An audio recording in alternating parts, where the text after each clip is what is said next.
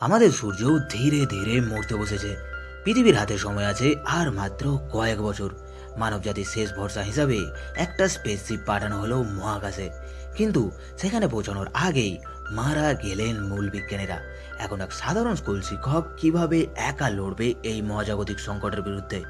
তো দেরি না করে শুরু করি অসাধারণ সায়েন্স ফিকশন মুভি প্রজেক্ট হেল মেরি এর এক্সপ্লেনেশন। গল্পের শুরুতেই আমরা দেখতে পাই রাইল্যান্ড গ্রেস নামে একজন মানুষ হঠাৎ করেই জেগে ওঠে। কিন্তু সমস্যা হলো সে বুঝতেই পারছে না সে কোথায় আছে, কিভাবে এখানে এসেছে, কিংবা তার সঙ্গে আসলে কি ঘটছে। ঠিক তখনই তার সামনে থাকা এআই সিস্টেম জানায় অনেক দিন ধরে কোমায় থাকার কারণে তার মস্তিষ্ক এখন পুরোপুরি স্বাভাবিক হয়নি, তাই কয়েকদিন ধরে তার পুরনো স্মৃতিগুলি মনে করতে সমস্যা হবে। এদিকে গ্রেস চারপাশে তাকিয়ে আরও অবাক হয়ে যায়, কারণ সে একটি অদ্ভুত স্পেসশিপের ভেতরে রয়েছে। কিছুক্ষণ পরে সে ওপরের দিকে উঠে দেখে তার মতোই আরও দুইজন নভোচারী সেখানে নিস্তেজ অবস্থায় পড়ে আছে।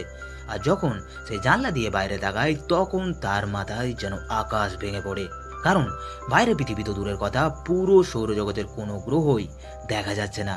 মানে সেই পৃথিবী থেকে অবিশ্বাস্য দূরত্বে চলে এসেছে। জাস্ট চিন্তা করো, ঘুম থেকে উঠে যদি হঠাৎ জানতে পারো তুমি কোটি কোটি কিলোমিটার দূরে মহাকাশে একা ভেসে বেড়াচ্ছ, তাহলে কেমন লাগবে? গ্রেসও ঠিক একইভাবে আতঙ্কিত হয়ে পড়ে।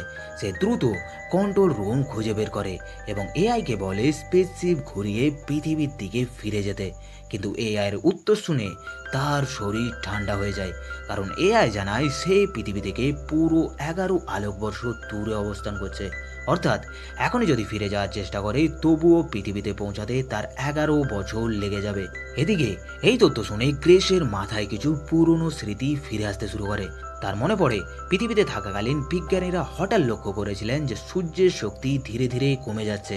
অন্যদিকে নিজের চারপাশ বোঝাতে গিয়ে গ্রেস একটা অ্যালবাম খুঁজে পায়।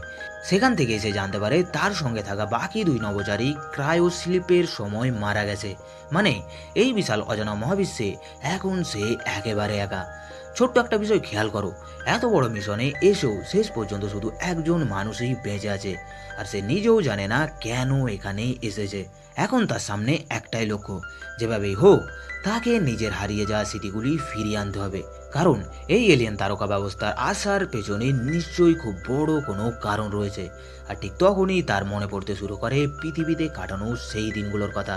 আসলে রাইল্যান্ড গ্রেস একজন নভোচারী ছিল না, সে ছিল একটি স্কুলের সাধারণ শিক্ষক। আর একদিন তার এক ছাত্র তাকে প্রশ্ন করেছিল, স্যার, সত্যি কি আমাদের সূর্য মারা যাচ্ছে? এই প্রশ্নের উত্তর দিতে গিয়েই গ্রেস সেই ভয়ঙ্কর সত্যটা ব্যাখ্যা করতে শুরু করেছিল। কয়েক বছর আগে বিজ্ঞানীরা লক্ষ্য করেছিলেন ভেনাস গ্রহ থেকে সূর্যের দিকে একটি রহস্যময় ইনফ্রারেড রেখা তৈরি হয়েছে। পরে এর নাম দেওয়া হয় পেট্রোভা লাইন। আর গবেষণা করে তারা জানতে পারে এর পেছনে রয়েছে এক ধরনের অদ্ভুত জীব, অ্যাস্ট্রোফেজ, যারা সূর্যের শক্তি খেয়ে নিজেদের সংখ্যা বাড়াচ্ছে। আর যদি এভাবে চলতে থাকে তাহলে মাত্র 20 বছরের মধ্যেই পৃথিবীর তাপমাত্রা এত কমে যাবে যে এখানে কোনো প্রাণের অস্তিত্বই থাকবে না। তবে শিশুদের ভয় না পাওয়ার জন্য গ্রেস তাদের আশ্বস্ত করেছিল। সে বলেছিল ভয় পাওয়ার কিছুই নেই, বিজ্ঞানীরা অবশ্যই কোনো না কোনো সমাধান খুঁজে বের করবেন। কিন্তু গ্রেস তখনও জানতো না খুব শীঘ্রই সেই পৃথিবীকে বাঁচানোর দায়িত্ব তার নিজের কাঁধে এসে পড়বে। ঠিক কয়েকদিন পর গ্রেসের সঙ্গে দেখা করতে আসে ইভা স্ট্র্যাট নামের এক রহস্যময় নারী। সে জানায় সে সেই গবেষণা দলের সদস্য যারা সূর্যকে বাঁচানোর জন্য কাজ করছে। এদিকে ইভা গ্রেসকে জানায় তারা তার বহু বছর আগের একটি থিসিস খুঁজে পেয়েছে। সেখানে গ্রেস লিখেছিল যে কোনো জীবের বেঁচে থাকার জন্য পানির প্রয়োজন হয়, তাই তাদের ধারণা সূর্যের শক্তি খেয়ে ফেলা ওই রহস্যময় জীবগুলোর হয়তো বেঁচে থাকার জন্য পানির দরকার হবে। আর এই কারণেই তারা গ্রেসকে তাদের দলে যোগ দিতে চায়। কিন্তু মজার বিষয় হলো এই একই থিসিসের কারণে একসময় গ্রেসের চাকরি পর্যন্ত চলে গিয়েছিল। তাই এসব শুনে সে প্রথমে সেখান থেকে চলে যেতে চায়, কিন্তু ঠিক তখনই ইভা তাকে থামিয়ে দেয়। সে গ্রেসকে বোঝায় অতীতের ভুলের জন্য নিজেকে দোষী ভাবার সময় এখন নয়, বরং এটাই সেই সুযোগ যেখানে সে নিজের জ্ঞান ব্যবহার করে পুরো পৃথিবীকে বাঁচাতে পারে। আর বিজ্ঞানকে গ্রেস সবসময় ভালোবাসতো, তাই শেষ পর্যন্ত সে রাজি হয়ে যায়। এরপর তাকে নিয়ে যাওয়া হয় একটি অত্যাধুনিক ল্যাবরেটরিতে। সেখানে বিজ্ঞানীরা তাকে সেই রহস্যময় জীবগুলোর নমুনা দেখায় যেগুলো সূর্যের শক্তি খেয়ে ধীরে ধীরে তাকে নিভিয়ে দিচ্ছে। এবার গ্রেস সুরক্ষা পোশাক পরে গবেষণায় নেমে পড়ে। অন্যদিকে ল্যাবের বাইরে দাঁড়িয়ে থাকা বিজ্ঞানীরা অপেক্ষা করতে থাকে, হয়তো গ্রেস এই জীবগুলোর কোনো দুর্বলতা খুঁজে বের করতে পারবে। ঘন্টার পর ঘন্টা গবেষণার পর গ্রেস অবশেষে একটি গুরুত্বপূর্ণ তথ্য আবিষ্কার করে। সে বুঝতে পারে এগুলো আসলে জীবন্ত কোষ। আর এই খবর শুনে সবাই খুব উত্তেজিত হয়ে পড়ে, কারণ যদি এগুলো জীবন্ত হয় তাহলে অবশ্যই এগুলোকে ধ্বংস করার কোনো উপায়ও থাকা উচিত। কিন্তু সমস্যা হলো, গ্রেস যতই পরীক্ষা চালাক না কেন কোনো দুর্বলতা খুঁজে পাচ্ছিল না। বরং আরও অবাক করা তথ্য সামনে আসে। সে জানতে পারে এই জীবগুলো অক্সিজেন, হাইড্রোজেন এবং কার্বন দিয়ে তৈরি হলেও বেঁচে থাকার জন্য পানির কোনো প্রয়োজনই নেই। মানে তার বহু বছরের পুরনো থিসিস সম্পূর্ণ ভুল ছিল। এদিকে এই সত্য জানার পর গ্রেস একেবারে ভেঙে পড়ে, কারণ সে মনে করতে শুরু করে হয়তো তার মধ্যে আর কোনো বিশেষ যোগ্যতাই নেই। এখানে ছোট্ট একটা বিষয় খেয়াল করো, অনেক সময় একজন বিজ্ঞানীর সবচেয়ে বড় শত্রু অন্য কেউ নয়, বরং তার নিজের সন্দেহ হয়। কিন্তু ঠিক তখনই ইভা আবার তার পাশে এসে দাঁড়ায়। সে গ্রেসকে বলে এই মহাবিশ্ব অসীম, আর এখানে এমন অনেক কিছু সম্ভব যেগুলো মানুষ কখনো কল্পনাও করেনি। জাস্ট চিন্তা করো, এমন এক জীবের অস্তিত্ব পাওয়া গেছে যারা সরাসরি সূর্যের শক্তি খেয়ে বেঁচে থাকে। কয়েক বছর আগেও এই ধারণাকে সবাই অসম্ভব বলতো। তাই ইভা গ্রেসকে হাল না ছাড়ার জন্য অনুরোধ করে, আর গ্রেসও আবার নতুন করে কাজে নেমে পড়ে। এরপর কেটে যায় কয়েক সপ্তাহ। এই সময় সে নিজের চাকরি, সামাজিক জীবন, এমনকি বাইরের পৃথিবী থেকেও প্রায় বিচ্ছিন্ন হয়ে যায়। তার পুরো জীবন তখন শুধুই গবেষণাগার। আর ঠিক এই দীর্ঘ গবেষণার ফলেই তার হাতে আসে এক বিস্ময়কর আবিষ্কার। সে বুঝতে পারে যেহেতু এই জীবগুলো সূর্যের শক্তি খায়, তাই সেই শক্তি কোথাও না কোথাও জমা হয়েই থাকে। কারণ মহাবিশ্বের নিয়ম অনুযায়ী শক্তি কখনো ধ্বংস হয় না, শুধু এক জায়গা থেকে আরেক জায়গায় স্থানান্তরিত হয়। মানে এই জীবগুলোকেই জ্বালানি হিসেবে ব্যবহার করা সম্ভব। এদিকে বিষয়টা বুঝতে পেরে গ্রেস পৃথিবীতেই এমন একটি পরিবেশ তৈরি করে যেখানে এই জীবগুলো সফলভাবে নিজেদের সংখ্যা বাড়াতে শুরু করে। আর এটা ছিল অবিশ্বাস্য এক সাফল্য, কারণ এতদিন পর্যন্ত সবাই ভাবতো এমন ঘটনা শুধুমাত্র সূর্যের কাছাকাছি সম্ভব, কিন্তু গ্রেস সেটাই পৃথিবীতে ঘটিয়ে দেখিয়েছে। তবে এখানে একটা বড় প্রশ্ন ছিল, তাদের আসল লক্ষ্য তো এই জীবগুলো ধ্বংস করা, তাহলে উল্টো এগুলোর সংখ্যা বাড়িয়ে কি লাভ? এদিকে ধীরে ধীরে রায়লান গ্রেসের স্মৃতিগুলো আরও পরিষ্কার হতে থাকে। এখন সে মনে করতে পারে কিভাবে পৃথিবীতে থাকা অবস্থায় সেই অ্যাস্ট্রয়েড একসঙ্গে প্রজেক্ট হ্যাল ম্যারিয়ের প্রস্তুতি নিচ্ছিল। জাস্ট চিন্তা করো, শুধু আমাদের সূর্য নয়, আশেপাশের অনেক তারাই একই সমস্যার শিকার হচ্ছিল। কিন্তু এই বিশাল মহাবিশ্বে একটা তারকা ছিল যেটা এখনো স্বাভাবিকভাবে জ্বলছিল। আর সেই কারণেই বিজ্ঞানীরা সিদ্ধান্ত নিয়েছিল ওই তারকার কাছে গিয়ে এর রহস্য বের করতেই হবে। এখন গ্রেস বুঝতে পারে তার বর্তমান মিশনের উদ্দেশ্য আসলে কি। ওদিকে বর্তমানে সে মৃত দুই সহযাত্রীকে শেষ সম্মান জানায়, তারপর তাদের দেহগুলোকে মহাকাশের অসীম শূন্যতার দিকে পাঠিয়ে দেয়। সত্যি বলতে এই মুহূর্তটা খুবই নিঃসঙ্গ, কারণ পুরো স্পেসশিপে এখন একমাত্র জীবিত মানুষ সে নিজেই। এরপর কয়েকদিন কেটে যায়। একদিন গ্রেস ভার্চুয়াল রিয়েলিটি রুমে পৃথিবীর স্মৃতিগুলি মনে করার চেষ্টা করছিল। ঠিক তখনই হঠাৎ পুরো জাহাজে অ্যালার্ম বেজে ওঠে। চারপাশের গ্র্যাভিটি বন্ধ হয়ে যায়। এখন কি হচ্ছে সেটা বুঝতে না পারি গ্রেস দ্রুত কন্ট্রোল রুমে চলে আসে। বাইরের ক্যামেরায় তাকিয়ে সে বুঝতে পারে অবশেষে তারা গন্তব্যের কাছাকাছি পৌঁছে গেছে। সেই অদ্ভুত তারকাটিকে ঘিরেও পেট্রোয়া লাইন দেখা যাচ্ছে। কিন্তু আশ্চর্যের বিষয় হলো, অন্য সব তারকার মতো এই তারকাটির আলো কমে যাচ্ছে না। মানে নিশ্চয়ই এমন কিছু আছে যা এই তারকাকে রক্ষা করছে। ঠিক তখনই গ্রেস দেখতে পায় পেট্রোয়া লাইনের সামনে অসংখ্য রহস্যময় বস্তু একটা ঢালের মতো অবস্থান করছে। ব্যাপারটা সে ভালোভাবে পর্যবেক্ষণ করছিল, কিন্তু ঠিক তখনই শিপের এআই তাকে সতর্ক করে কাছাকাছি কোনো অজানা বস্তুর উপস্থিতি ধরা পড়েছে। গ্রেস প্রথমে ভাবলো হয়তো কোনো উল্কাপিণ্ড, কিন্তু কয়েক সেকেন্ড পর বাইরের দিকে তাকাতেই সে পুরোপুরি হতবাক হয়ে যায়, কারণ তার স্পেসশিপে ঠিক ওপরে ভেসে আছে বিশাল আকারের আরেকটি মহাকাশযান। আর এটা মানুষের তৈরি নয় সেটা প্রথম দেখাতেই বোঝা যাচ্ছিল।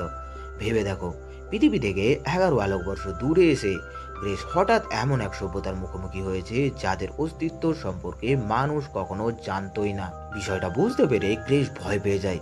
সে দ্রুত নিজের জাহাজকে দূরে সরিয়ে নেওয়ার চেষ্টা করে, কিন্তু অবাক করার মতো বিষয় হলো অজানা মহাকাশযানটাও তার পিছু নিতে শুরু করে। এখন ব্যাপারটা দেখে মনে হচ্ছিল তারা ইচ্ছা করেই যোগাযোগ করতে চাইছে। ঠিক তখনই এলিয়ান জাহাজ থেকে একটা বস্তু ছুঁড়ে দেওয়া হয়, গ্রেস ভেবেছিল হয়তো এটা কোনো ধরনের অস্ত্র, তাই সে দ্রুত নিচে লুকিয়ে পড়ে। কিন্তু কিছুক্ষণ পর সে বুঝতে পারে বস্তুটা আঘাত করেও কোনো ক্ষতি করেনি, বরং কিছুক্ষণ পর আবারও আরেকটা বস্তু ছুঁড়ে দেওয়া হয়। এবার সেটা অনেক ধীরে ধীরে এগিয়ে আসছিল। এখন গ্রেসের কাছে পরিষ্কার হয়ে যায় এগুলো আক্রমণ নয়, বরং যোগাযোগের চেষ্টা। আর যদি সত্যিই তাই হয়, তাহলে সে ইতিহাসের প্রথম মানুষ হতে চলেছে যে কোনো বুদ্ধিমান এলিয়েন সভ্যতার সঙ্গে যোগাযোগ করবে।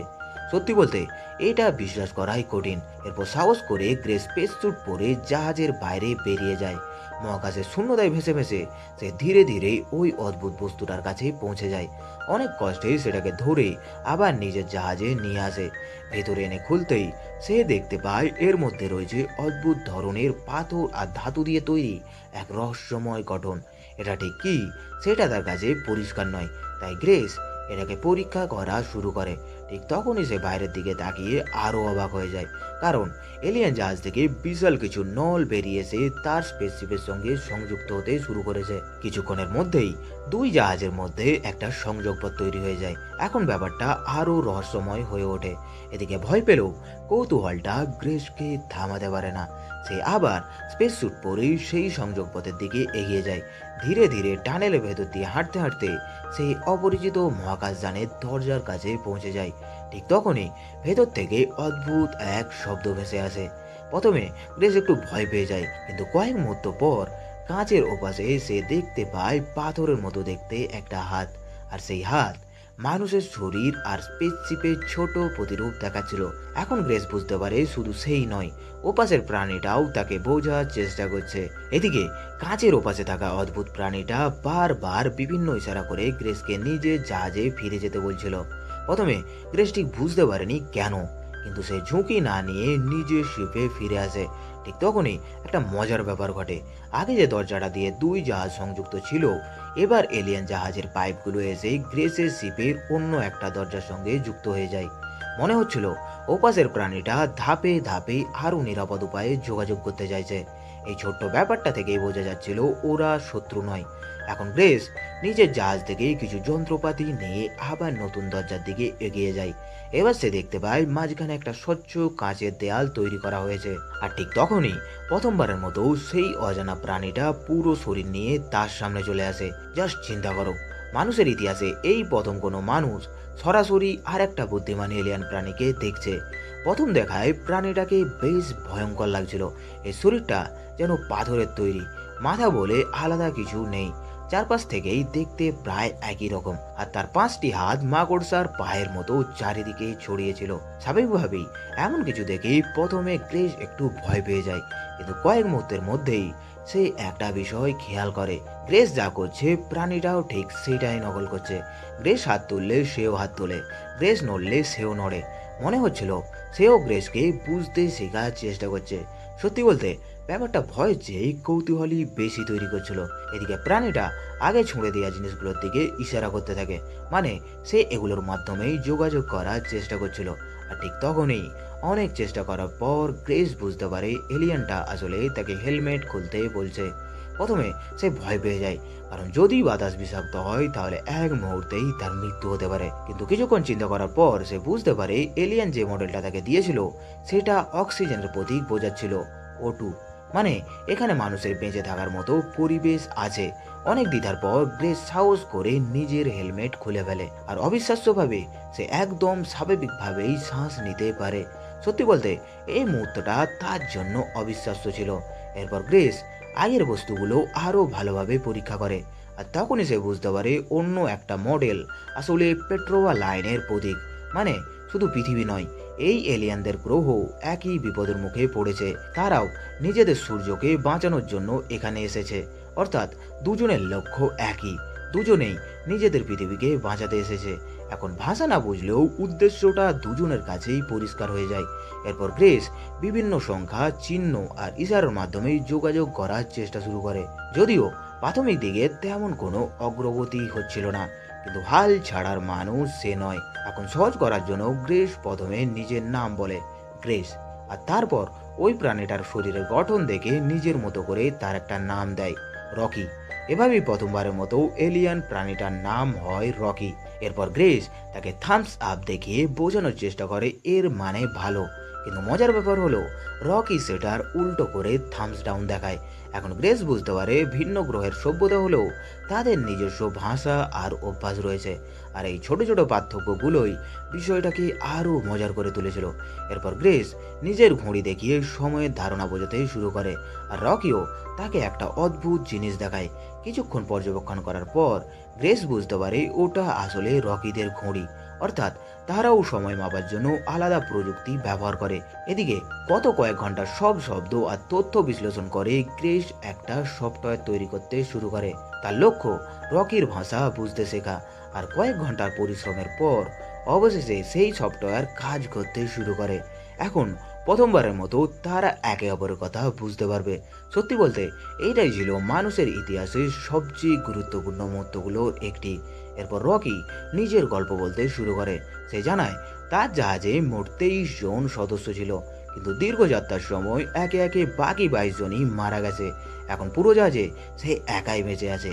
এই কথা শুনে গ্রেস অবাক হয়ে যায়, কারণ তার অবস্থাও ঠিক একই। তার 2 সহযাত্রীও মারা গেছে, অর্থাৎ কোটি কোটি কিলোমিটার দূরে 2 ভিন্ন গ্রহে 2 প্রাণী একই ধরনের একাকিত্ব নিয়ে বেঁচে আছে।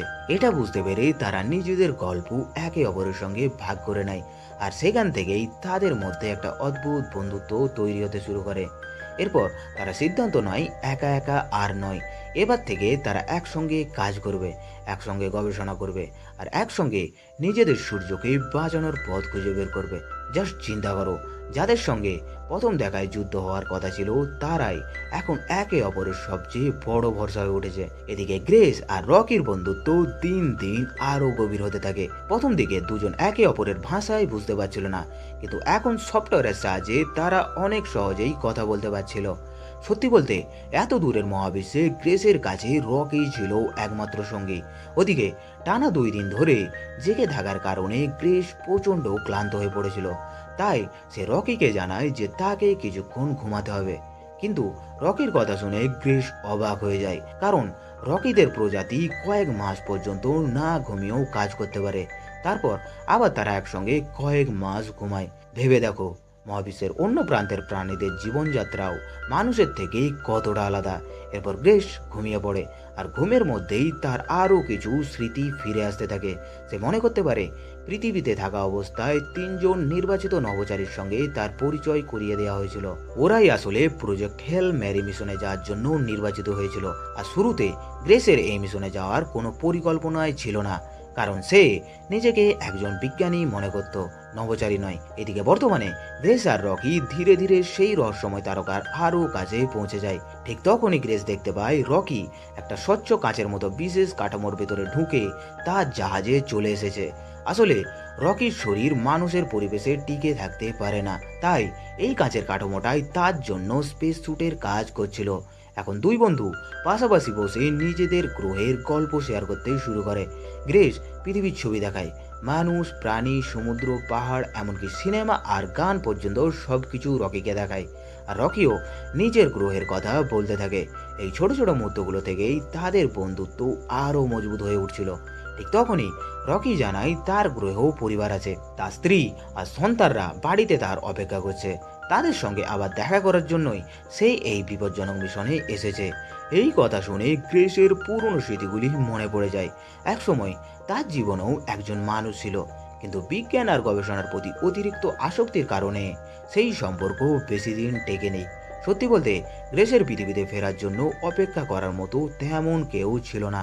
ওদিকে রকি জানায় সে আর তার স্ত্রী মানুষের হিসাব অনুযায়ী প্রায় 186 বছর ধরে একসঙ্গে আছে। এটা শুনে গ্রেস তো অবাক হয়ে যায়, কারণ মানুষের পুরো জীবনকালই প্রায় এত বছর নয়। গ্রেসের মনে পড়ে যায় পৃথিবীতে থাকা অবস্থায় সে একবার স্ট্র্যাটকে জিজ্ঞেস করেছিল, যেসব নভোচারী জানে যে তারা আর কখনো পৃথিবীতে ফিরতে পারবে না, তারা এত খুশি থাকে কিভাবে। তখন স্ট্র্যাট তাকে বলেছিল, কারণ তারা জানে নিজেদের জীবন দিয়ে হলেও তারা তাদের পৃথিবীকে বাঁচাতে পারবে, আর সেটাই তাদের কাছে সবচেয়ে বড় সম্মান। সেই সময় গ্রেস এই ত্যাগের মানে বুঝতে পারেনি, কিন্তু ভবিষ্যতে খুব শীঘ্রই সে এর প্রকৃত অর্থ বুঝতে চলেছে। ওদিকে বর্তমানে গ্রেস আর রকি অবশেষে সেই তারকার কাছাকাছি পৌঁছে যায়। আর যেহেতু তারকাটির কোনো নাম ছিল না, তাই গ্রেস প্রস্তাব দেয় তারা দুজন মিলে এর একটা নাম রাখবে। রকি নিজের ভাষায় বেশ জটিল একটা নাম প্রস্তাব করে, যার অর্থ অনেকটা মাঝারি খসখসে বৃত্তাকার বস্তু। এটা শুনে গ্রেস হেসে ফেলে, কারণ মানুষ সাধারণত আবেগ আর ইতিহাসের সঙ্গে জড়িত নাম পছন্দ করে। তাই সে এই তারকার নাম দেয় অ্যাড্রিয়ান, আর রকিও খুশি মনে সেই নাম মেনে নেয়। এরপর তারা নমুনা সংগ্রহ করে পৃথিবীর অ্যাস্ট্রোপেজের সঙ্গে তুলনা করতে শুরু করে। আর ঠিক তখনই তারা এমন একটা জিনিস আবিষ্কার করে যা দেখে দুজনেই হতবাক হয়ে যায়, কারণ অ্যাড্রিয়ানের কাছে থাকা অ্যাস্ট্রোপেজের সঙ্গে আরও এক ধরনের জীবাণু বাস করছে। আর সেই জীবাণুগুলো উল্টো অ্যাস্ট্রোফেজকেই খেয়ে ফেলছে। এই জীবাণুগুলোর নাম টাউমিবা। জাস্ট চিন্তা করো, যে জীব সূর্যের শক্তি খেয়ে পুরো মহাবিশ্বকে ধ্বংসের দিকে নিয়ে যাচ্ছিল, তারও আবার একজন শিকারী রয়েছে। আর এই কারণেই অ্যাড্রিয়ানের তারকা এখনও নিরাপদ। সত্যি বলতে এতদিনের গবেষণার পর অবশেষে তারা সমাধান খুঁজে পেয়েছে। এখন যদি এই জীবাণুগুলো নিজেদের গ্রহে নিয়ে যাওয়া যায়, তাহলে পৃথিবী এবং রকির গ্রহ দুটোই বেঁচে যাবে। কিন্তু সমস্যাও ছিল, কারণ এই নমুনা সংগ্রহ করা মোটেও সহজ কাজ হতে যাচ্ছে না। এদিকে ক্রিস আর রকি এখন নিশ্চিত হয়ে গেছে যে অ্যাড্রিয়ানের আশেপাশে থাকা ওই ক্ষুদ্র জীবাণুগুলোই তাদের দুই পৃথিবীকে বাঁচানোর শেষ আশা। কিন্তু সমস্যা হলো, এই জীবাণুগুলো সংগ্রহ করা মোটেও সহজ নয়, কারণ এগুলো রয়েছে তারকার চারপাশের বিপজ্জনক গ্যাসীয় স্তরে, যেখানে প্রচণ্ড তাপ আর ভয়ঙ্কর চাপের মধ্যে সাধারণ কোনো মহাকাশযান বেশিক্ষণ টিকতে পারবে না। তাই রকি একটা পরিকল্পনা দেয়। সে বলে তারা একটা দীর্ঘ চেনের সাহায্যে স্যাম্পেল কালেক্টর নিচে নামাবে। এভাবে সরাসরি ভেতরে না গিয়েও প্রয়োজনীয় নমুনা সংগ্রহ করা সম্ভব হবে। ব্যাপারটা শুনতে সহজ মনে হলেও বাস্তবে কাজটা ছিল খুবই ঝুঁকিপূর্ণ, কারণ গ্রেস কোনো পেশাদার পাইলট ছিল না। তাই রকি তাকে ধীরে ধীরে বিভিন্ন কৌশল শেখাতে শুরু করে। সত্যি বলতে কয়েক মাস আগেও গ্রেস ভাবেনি যে সে একদিন একটা এলিয়ানের কাছ থেকে মহাকাশযান চালানো শিখবে। এদিকে গ্রেস রকিকে নিজের আরেকটা পরিকল্পনার কথা জানায়। সে বলে যদি তারা সফল হয়, তাহলে সব গবেষণা আর ওই জীবাণুগুলোকে একটা প্রোবের মাধ্যমে পৃথিবীতে পাঠিয়ে দেবে। কিন্তু তখন রকি একটা প্রশ্ন করে, তুমি নিজে পৃথিবীতে ফিরবে না কেন? এই প্রশ্ন শুনে গ্রেস কিছুক্ষণ চুপ করে থাকে, তারপর শান্ত গলায় জানায় তার মিশন শুরু থেকেই একমুখী ছিল। তার কাছে পৃথিবীতে ফেরার মতো পর্যাপ্ত অ্যাস্ট্রোফেজ নেই, আর হাতে থাকা খাবারও সীমিত। অর্থাৎ মিশন শেষ হওয়ার পর তাকে একাই মহাকাশে মারা যেতে হবে। জাস্ট চিন্তা করো, এতদিন ধরে গ্রেস এই সত্যটা মেনে নিয়েই বেঁচেছিল। কিন্তু ঠিক তখনই রকি এমন একটা কথা বলে যা শুনে গ্রেস অবাক হয়ে যায়। রকি জানায় সে তার নিজের জাহাজের অ্যাস্ট্রোফেজের একটা অংশ গ্রেসকে দিতে পারবে। এতে রকির নিজের বাড়ি ফিরতে কয়েক বছর বেশি সময় লাগবে, কিন্তু তাতে তার কোনো সমস্যা নেই, কারণ সে ইতিমধ্যেই তার 22 জন সঙ্গীকে হারিয়েছে, আর সে আর কাউকে এভাবে হারাতে চায় না। এই কথা শুনে গ্রেস সত্যি আবেগপ্রবণ হয়ে পড়ে, কারণ কোটি কোটি কিলোমিটার দূরে সম্পূর্ণ ভিন্ন এক প্রজাতির প্রাণী তার জন্য নিজের জীবনকেও কঠিন করে তুলতে প্রস্তুত। এটাই ছিল তাদের বন্ধুত্বের আসল গভীরতা। এরপর দুই বন্ধু একে অপরকে জড়িয়ে ধরে, আর ধীরে ধীরে তারা ভাইয়ের মতো হয়ে ওঠে। অবশেষে সঠিক অবস্থানে পৌঁছে তারা স্যাম্পেল কালেক্টর নিচের দিকে নামিয়ে দেয়। কিছুক্ষণ পর সেটি সফলভাবে প্রয়োজনীয় জীবাণু সংগ্রহ করে ফেলে। সবকিছু ঠিকঠাকই চলছিল, কিন্তু ঠিক তখনই সমস্যা শুরু হয়। গ্রেস লক্ষ্য করে তাদের একটা যন্ত্রে আগুন ধরে গেছে, আর কিছুক্ষণের মধ্যেই পুরো জাহাজ স্থিতিশীলতা হারাতেই শুরু করে। এখন যদি দ্রুত ব্যবস্থা না নেওয়া হয়, তাহলে তারা সরাসরি তারকার বায়ুমণ্ডলে ঢুকে ধ্বংস হয়ে যাবে। পরিস্থিতি দ্রুত ভয়ঙ্কর হয়ে উঠছিল। এদিকে স্যাম্পেল কালেক্টরটাও নিচে ঝুলে যায়। রকি তখন গ্রেসকে বলে তারা চাইলে পরে আবার চেষ্টা করতে পারে, এত বড় ঝুঁকি নেওয়ার দরকার নেই। কিন্তু গ্রেস জানতো হয়তো দ্বিতীয় সুযোগ আর কখনো আসবে না, কারণ এই নমুনার ওপর নির্ভর করছে দুই পৃথিবীর ভবিষ্যৎ। তাই সে নিজের জীবনকে ঝুঁকিতে ফেলে বাইরে বেরিয়ে যায়। প্রচণ্ড তাপের মধ্যে একটা চেন ধরে ঝুলে থেকে সে কষ্ট করে স্যাম্পেলগুলোকে জাহাজের ভেতর ছুঁড়ে পাঠায়। তারপর সমস্ত শক্তি দিয়ে জাহাজকে আবার ওপরে তুলতে সক্ষম হয়। সত্যি বলতে এই মুহূর্তে তারা মৃত্যুর খুব কাছাকাছি পৌঁছে গিয়েছিল, কিন্তু বিপদ তখনও শেষ হয়নি, কারণ সংঘর্ষের ফলে তাদের একটা ফুয়েল ট্যাঙ্ক ক্ষতিগ্রস্ত হয়ে যায়। গ্রেস কোনোভাবে সেটা আলাদা করতে সক্ষম হলেও কাজ শেষ হওয়ার আগেই তার মাথায় আঘাত লাগে আর সঙ্গে সঙ্গে সেই জ্ঞান হারিয়ে ফেলে। এখন গ্রেস অচেতন অবস্থায় মৃত্যুর দিকে এগিয়ে যাচ্ছিল, কিন্তু ঠিক তখনই রকি এমন একটা কাজ করে যা প্রমাণ করে সে শুধু একজন সহযোগী নয়, একজন সত্যিকারের বন্ধু। নিজের জীবনের ঝুঁকি নিয়েই সে তার নিরাপদ আবরণ থেকে বেরিয়ে আসে। যে পরিবেশে সে বেশিক্ষণ বাঁচতে পারবে না, সেই পরিবেশই সে গ্রেসকে টেনে নিয়ে যায় এবং তার মুখে অক্সিজেন মাস্ক পরিয়ে দেয়। অন্যদিকে মানুষের পরিবেশে থাকার কারণে রকির নিজের শরীর ধীরে ধীরে দুর্বল হয়ে পড়তে থাকে। এখন পরিস্থিতি এমন দাঁড়িয়েছে যেখানে একজন বন্ধু অন্য বন্ধুর জীবন বাঁচাতে গিয়ে নিজের জীবন উৎসর্গ করতে চলেছে। এদিকে পৃথিবীর পুরনো স্মৃতিগুলি আবারও গ্রেসের মনে ভেসে উঠতে থাকে। মিশনের ঠিক আগে এক ভয়ঙ্কর দুর্ঘটনায় নির্বাচিত নভোচারীদের একজন মারা গিয়েছিল, ফলে পুরো প্রজেক্ট হ্যাল মেরি মিশনটায় বিপদের মুখে পড়ে যায়, কারণ সময় খুব কম ছিল আর নতুন কাউকে প্রস্তুত করারও সুযোগ ছিল না। ঠিক তখনই সবার চোখ গিয়ে পড়ে গ্রেসের দিকে, কারণ অ্যাস্ট্রোফেজ নিয়ে সবচেয়ে বেশি জ্ঞান ছিল তারই। কিন্তু সমস্যা হলো, গ্রেস নিজেকে কখনোই একজন নভোচারী মনে করতো না, আর সবচেয়ে বড় কথা, সে মরতে চায়নি। জাস্ট চিন্তা করো, পৃথিবীর কোটি কোটি মানুষের ভবিষ্যৎ একজন মানুষের সিদ্ধান্তের উপর নির্ভর করছে, অথচ সেই মানুষটা নিজেই ভয়ে পিছিয়ে যাচ্ছে।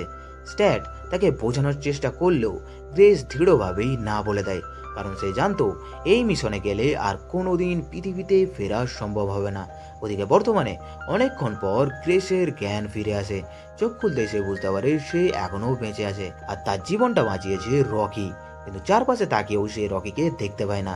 এখন উদ্বিগ্ন হয়ে সে রকির কার্বনের চিহ্ন অনুসরণ করতে শুরু করে, আর কিছুক্ষণ পর সে এমন একটা দৃশ্য দেখে যা তাকে ভেতর থেকে নাড়া দিয়ে দেয়। রকি নিজের নিরাপদ সেল থেকে বেরিয়ে এসে গ্রেসকে বাঁচিয়েছিল, আর সেই কারণেই এখন সে ধীরে ধীরে মৃত্যুর দিকে এগিয়ে যাচ্ছে। সত্যি বলতে এই মুহূর্তে গ্রেস নিজেকে অসহায় মনে করতে থাকে, কারণ তার সামনে তার সবচেয়ে কাছের বন্ধুটি মৃত্যুর সঙ্গে লড়ছে, অথচ সে কিছুই করতে পারছে না। ঠিক তখনই সে তাদের সংগ্রহ করা ব্যাকটেরিয়াগুলোর পরীক্ষা করে আর অবশেষে নিশ্চিত হয় যে এগুলো সত্যি অ্যাস্ট্রোফেজকে ধ্বংস করতে সক্ষম, অর্থাৎ পৃথিবী এবং রকির গ্রহ দুটোই এখন বেঁচে যাবে। দীর্ঘদিনের কষ্ট আর সংগ্রামের পর অবশেষে তারা সফল হয়েছে। এরপর ক্লান্ত হয়ে গ্রিস ঘুমিয়ে পড়ে, কিন্তু কিছুক্ষণ পর ঘুম ভাঙতেই সে অনুভব করে কেউ যেন তাকে স্পর্শ করছে। চোখ খুলে সে দেখে রকি তার পাশেই দাঁড়িয়ে আছে। লাকিলি শেষ মুহূর্তে সে নিজের সেলের ভেতরে ফিরে যেতে পেরেছিল, ফলে সে বেঁচে যায়। এই দৃশ্য দেখে গ্রিস আনন্দে রকিকে জড়িয়ে ধরে, কারণ সে ভেবেছিল তার বন্ধুকে সে চিরতরে হারিয়ে ফেলেছে। এরপর সে রকিকে আনন্দের সঙ্গে দেখায় কিভাবে ওই ব্যাকটেরিয়া অ্যাস্ট্রোফেজকে ধ্বংস করছে, মানে তাদের মিশন সত্যি সফল হয়েছে। ওদিকে নিজের বন্ধুত্বের স্মৃতি হিসাবে গ্রেস রকিকে পৃথিবীর একটা ছোট্ট খেলনা উপহার দেয়, আর রকিও সেটা খুব যত্ন করে রেখে দেয়। এখন সবকিছু ঠিকঠাক মনে হচ্ছিল। দুই বন্ধু নিজেদের বাড়ির পথে ফিরে যাওয়ার প্রস্তুতি নিতে থাকে। এদিকে গ্রেসের মনে আবারও অতীতের কথা ভেসে ওঠে। সে মনে করতে পারে মিশনের আগে সে স্ট্যাটের অফিসে গিয়েছিল আর তাকে স্পষ্টভাবে জানিয়েছিল যে সে এই মিশনে যেতে চায় না, কারণ সে একা মহাকাশে মারা যেতে ভয় পায়। সত্যি বলতে সেই সময়ের গ্রেস আর বর্তমানের গ্রেসের মধ্যে আকাশ পাতাল পার্থক্য, কারণ এখন সেই মানুষটাই নিজের জীবন বাজি রেখে অন্য একজনকে বাঁচাতে দ্বিধা করছে না। এরপর বিদায় সময় চলে আসে। গ্রেস আর রকি একে অপরকে শেষবারের মতো বিদায় জানায়, কারণ দুই বন্ধুর পথ এখন আলাদা হয়ে যাবে। দুজনের গ্রহ এত দূরে যে হয়তো আর কোনোদিন তাদের দেখা হবে না। ওদিকে এআই জানিয়ে দেয় পৃথিবীতে ফিরতে গ্রেসের আরো 4 বছর সময় লাগবে, তাই সে আবার ক্রায়োস্লিপে যাওয়ার প্রস্তুতি নিতে থাকে। কিন্তু ঠিক তখনই পুরো জাহাজে অ্যালার্ম বাজতে শুরু করে। প্রথমে গ্রেস ভেবেছিল হয়তো কোনো যান্ত্রিক সমস্যা হয়েছে, কিন্তু তদন্ত করে সে যা জানতে পারে তা তাকে পুরোপুরি হতবাক করে দেয়, কারণ তারা যে টামিবাগুলো সংগ্রহ করেছিল সেগুলো শুধু অ্যাস্ট্রোফেজই খায় না, ওগুলো সেই বিশেষ ধাতুও খেয়ে ফেলতে পারে যেটা দিয়ে রকির পুরো জাহাজ তৈরি। মানে এই মুহূর্তে রকি ভয়ঙ্কর বিপদের মধ্যে রয়েছে, আর হয়তো সে নিজেও সেটা জানে না।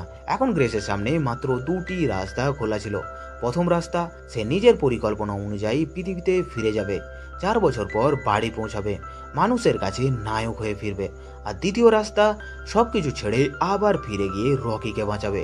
কিন্তু যদি সে সেটা করে তাহলে হয়তো আর কোনোদিন পৃথিবীতে ফেরা হবে না। সত্যি বলতে এটাই ছিল তার জীবনের সবচেয়ে কঠিন সিদ্ধান্ত।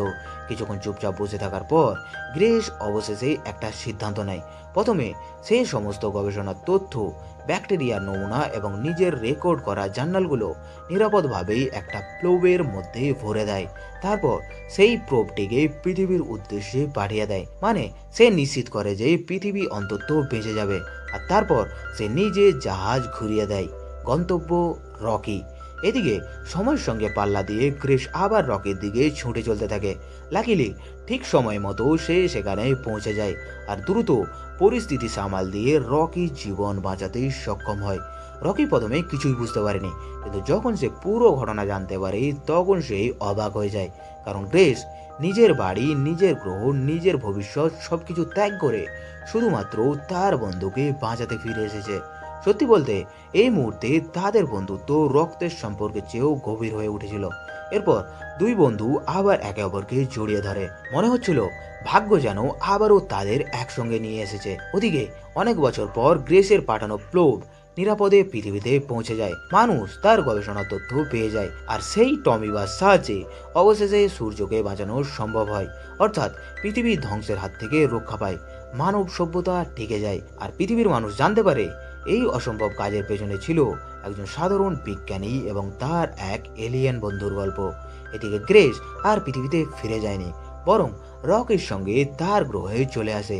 সেখানে তার জন্য একটা নিরাপদ পরিবেশ তৈরি করা হয় যাতে সে মানুষের মতো করেই বেঁচে থাকতে পারে। প্রতিদিনের মতো রকি তার সঙ্গে দেখা করতে আসতো, দুজন একসঙ্গে সময় কাটাতো। আর একদিন রকি তাকে সুখবর দেয়, তাদের বিজ্ঞানীরা এমন প্রযুক্তি তৈরি করেছে যার সাহায্যে ক্রিস চাইলে পৃথিবীতে ফিরতে পারবে। কিন্তু অবাক করার মতো বিষয়, ক্রিস এবার আর ফিরতে চায়নি, কারণ পৃথিবীতে তার জন্য অপেক্ষা করার মতো তেমন কেউ ছিল না। কিন্তু এখানে তার একজন সত্যিকারের বন্ধু ছিল, আর ছিল এক নতুন পৃথিবী যেটাকে সে এখন নিজের বাড়ি বলে মনে করতে শুরু করেছে।